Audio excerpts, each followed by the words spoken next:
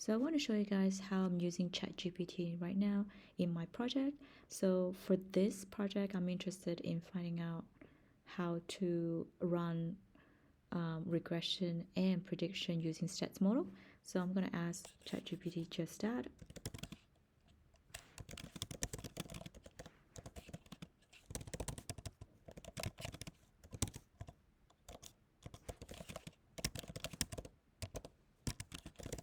Let's see what it says.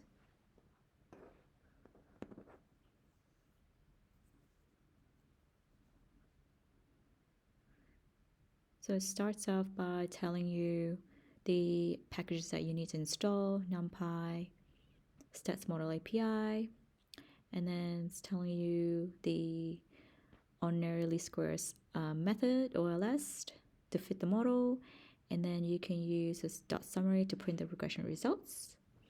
And then it goes on to show you how you can predict based on a new set of X variables.